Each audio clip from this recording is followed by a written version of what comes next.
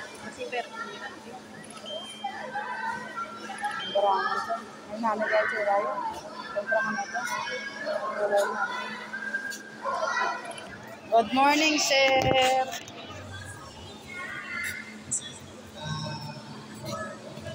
Bisa. Ayun. Kasi interactive.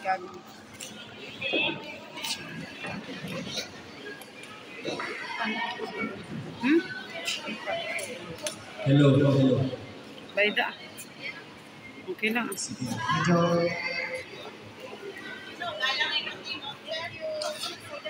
Okay. Bago kita mag-umpisa, pakilala kami, Anay. Sa tanan, kami ang hikag, Ilili Citizen sa Subo. Mari kami subong kay siguro na balitaan naman natin tanan ang dengue nagtaasan ng kaso. Hindi man siguro na layo nga familiar kita kung ano ang dengue. Kaya siguro tanik na siguro yung mga kilala kita ng dengue naman. Kita mismo makita naman natin niya, no? May kalalaan ng dengue. So, ang purpose, ang rason niya ay natin subong para mabuligan takla ang paglaptas ng dengue o pagtaas ng kaso na tungkoli na kita mismo makabulik na kita sa ating mga kilala na wala kayo subok kung paano mapagamay ang kaso sa dengue o paano ni matakla. Umpisa natin ang ating mag-istorya sa overview kung ano ang dengue.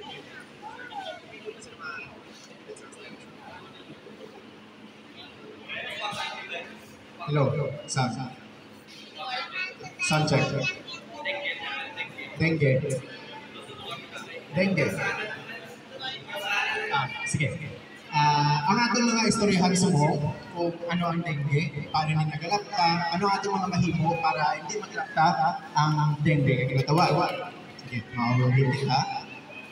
According sa mga organization, mga kilalang organization, sa World Health Organization, ang dengue isa na sa kabalatian nga malapta paagi sa pagkagat sa lamok. Aware naman kita sinak siguro.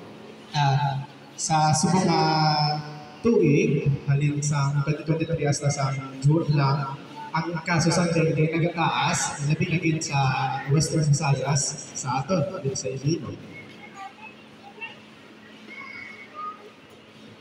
According sa Department of Health sa DOH, ang kaso sa dengue halin sa last year hasta Subo may arang na 90,000. Tapos sa 90,000 niya na may over 200 na napatay tungod kay ang dengue, wala tayo na report, wala tayo na agapan. Ang dengue kay tigululan naman nagasaka. So wala naman nato niya ang lamok, nagapangitlog na siya sa mga stagnant ng mga tubig, sa mga tubig wala sa mga veins, nga wala nagabala, sa mga karito, may mga tubig na dyan. Kaya tira na nagahalin ng mga dengue. Alam mo, ang dengue, ang magaling natin, nagalapit siya pagi sa kagat sa lamok. Pero, hindi tanan nga lamok mag-hadin sa aton sa dengue. May arang ang mga specific na lamok na naga-cause sa dengue. Ini siya Aedes aegypti o kung Aedes albopictus. Siguro hindi tagin lang mapadalaman. Ang importante lang mabalaan natin kung anong itsura niya para at least maano natin, matinguhaan natin kaya ma-prevent or hindi mo pa magpakagat sa mga sina. Ang dengue, may ara ginatawag ay incubation period or kung ano man yung mga balatihan, may ara ginatawag ay incubation period. Hindi siya chimpo o sa diin na agong na natin ang balatian pero wala pa kasi symptoms. Ang sa dengue, 8 to 12 days na siya. Bali, for example, kung nagka-dengue may isa katao subo, hindi pa na siya magkahilanan, hindi pa na siya magkalain pamatsyagya, mga 8 to 12 days pa na bago niya makita na nagalain na iya pamatsyag. So, ang unang dengue, 8 to 12 days pa na sa. Ang dengue nga lamok, may ara na siya kita nga palatandaan para doon mabanta natin niya muna siya. Ang dengue lamok na nagahalit sa atin sa dengue, low flying, meaning, ang abot sa likon sina, kay nubo lang iya nga ginalupadan, ang iya nga makagat lang sa parte sa lawas naton sa mga pangidalom lang, sami sa atong tiil, amo na siya, tiil halin sa bihawak padalong, amo na siyang makaya ng sa dengue, low flying, wala naman naton niya ang lamok na nagahalit sa atong sa dengue, may ara ginatawag na white spots. Makita man na natin kung mapatay din natin ang lamok na doon may mga bitong-bitong siya na puti na most probably ang inang lamok nagahalit sa aton sa dengue. Smaller, medyo mas gamay ang lamok nga nagahalit sa dengue. Kay may haragin naman ang lamok nga wala bitong-bitong na puti medyo dako sa lantawon. Ang dengue gamay. Ang dengue pagit ko day by day. Ang siningon sa aga lang nagakagat.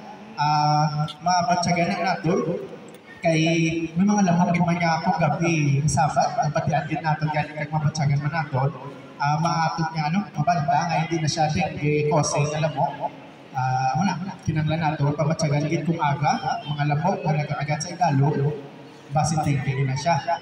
Tapos ang dengue ko nagapadamo o nagapangitlog sa tubig nga limpyo clean nga water kag stagnant. Kung aga, mapamunyag kita, masaming mga face natin ang big, bunyagan natin, ang tubig ay hindi magmala, pwede na pangitlogan sa dengue. Ang mga tubig bitapos ulan sa mga karito, kagum sa diin man niya, pwede magtipon bala ang tubig, na basta malimat yun na siya, ang dengue alam mo, pwede nga siya magpangitlog. So, namin git, nga hindi sila pamatyagan o pagtulokon nila para matamat man natin pang-limpyo at pamalatan niya.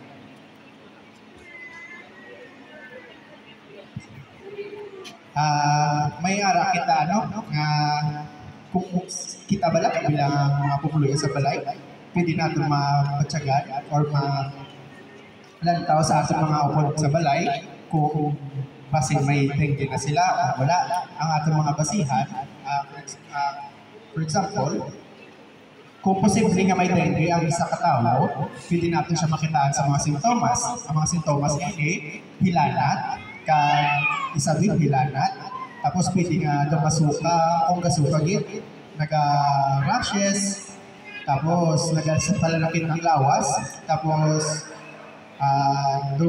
magdugubula or nagalagubot siya.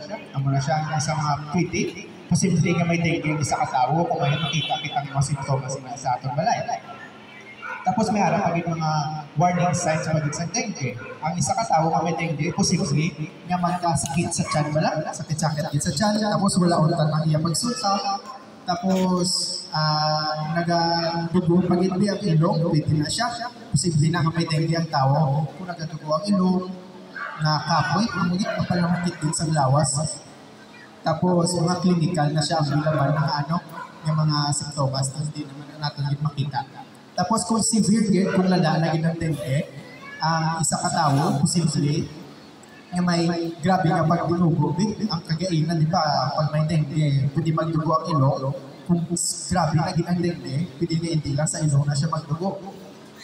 Tapos, nga budlayan na maginhawa, tapos, do makita, nagit nato nga, do hindi nagit namin iya pamatsyag. Tapos kung grabe-grabe nagit ang dengue, though mahambal naman na natin duro nga sobrang naging kalala ang mga palanakit sang lawas sa fit kag kisa gani nagagamay o kung nagadula naging ang blood pressure sa isa ka tawo nga grabe ang dengue kay may tubo ka bala na kung masigi mo tinubo manubo man ang imong nga BP.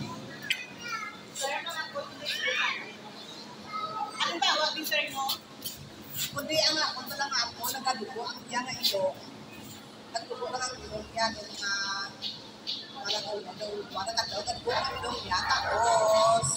ang kailangan sa hilanat tapos kada masuka sa nakaliwag sa ikosis sa nasa dingding ang sa amo na mga na mga simptomas sabi posible pero hindi ka man na makahambal gid nga dengue na unless magpa-check up gid sa mga ang dengue hindi lang na siya isa ka simptomas, isa sa musabong isa ka simptomas nga manamig i-check up. Kung wala man siya mamilana, manamig i-check up na nasa, kayo isa hindi natin mahambag na dengue na siya kasi may lalim sa malambol na batsyag.